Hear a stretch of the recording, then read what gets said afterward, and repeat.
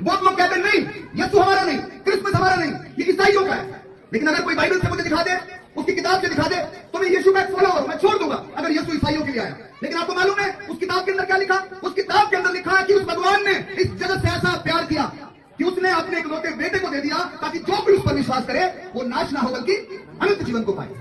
उसमें लिखा जगत से प्यार करने वाला परमेश्वर है। और इस जगत में कौन है? आप लोग हैं, मैं हूं। हर एक जाति और हर धर्म का व्यक्ति इस जगत के अंदर रहता है। मित्रों, मनुष्य है जो पक्षपात करता है, जाति और धर्म को देखकर बात करता है, जाति और धर्म को देखकर विवाह करता है, जाति और धर्म को देखकर रिश्ते तय करता है। लेकिन अगर परमेश्वर भी ऐसा करने लगा तो परमेश्वर क्या हुआ? पक्षपात करने वाला हुआ। लेकिन परमेश्वर पक्षपात करने वाला नहीं है, वो धर्मी परमेश्वर है, वो पूरी दुनिया को प्यार करता है। तो मित्रों, ये बात बिल्कुल बेबुनियादी है कि यीशु ईसाइयों के लिए आया, लेकिन वो कहता है पूरे जगत के लोग। Praise the lord. मोर ख्रीष्टीय भाई भणी माने आपण मानकु स्वागत करूछि मोसेस न्यूज टीवी रे।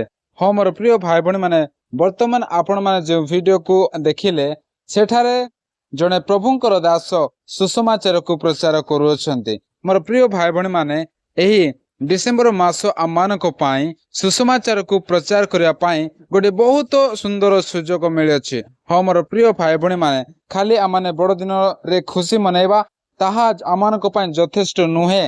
आमानकु सुसमाचार को प्रचार करने निहाती आवश्यकता रही। आउ से ईश्वरंकर शक्ति को आमाने अन्य मानकु जणेबा निहाती आवश्यकता रही। हाँ मोर प्रिय भाई भणी माने, आमाने देखिलु जे प्रभुंकर दास आउ किछि विश्वासी आ विश्वासिनी माने समस्ते मिलित भाव रे एकत्रित होई सुसमाचार को प्रचार करूछंती। हाँ मोर प्रिय भाई भणी माने, आ प्रभुंकर दास गोटे विषय को कहउथिले जे प्रभु जीशु ख्रीष्ट जगत को क्रिश्चियन मानक पय आसी नांती। हाँ मोर प्रिय भाई भणी माने, जे प्रभु जीशु ख्रीष्ट जगत रे आसीथिले केवल क्रिश्चियन मानक पय नुहे। हाँ मोर प्रिय भाई भणी माने, काहे ना प्रभु जीशु ख्रीष्ट से परमेश्वर जे कि आकाश पृथ्वी को निर्माण कले, से एही जगत को प्रेम कले, सेति पय एही जगत को परमेश्वर आसिले। जगत रे रहउथिबा प्रत्येक मानव जाति को परमेश्वर प्रेम कले। सेति पय जोहन तार 3:16 लिखा जाए, कारण ईश्वर जगत को एड़े प्रेम कले जे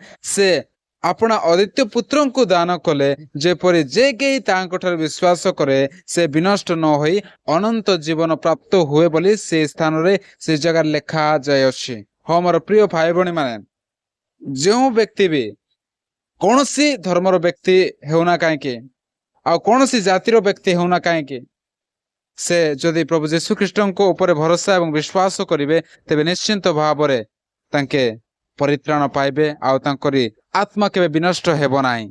हाँ मोर प्रिय भाई भणी माने, सतरे परमेश्वर आमन को एते प्रेम करियछन्ति जेतेबेले आमने पापी थिलु, अयोग्य थिलु, सेही समय परमेश्वर आमन को दया करिसन्ति आ तांकरी प्रेम को सो प्रमाण करियछन्ति। जेतेबेले आमने देखोछु रोमियो 5:8 पद लिखा जाए, सेठारे जेतेबेले आमने अयोग्य थिलु, तांकर बिल्कुल ही लायक न थिलु, आ सेही समय पापी थिबा समय परमेश्वर जगत को आसी आमानक पय प्राण को दे देले।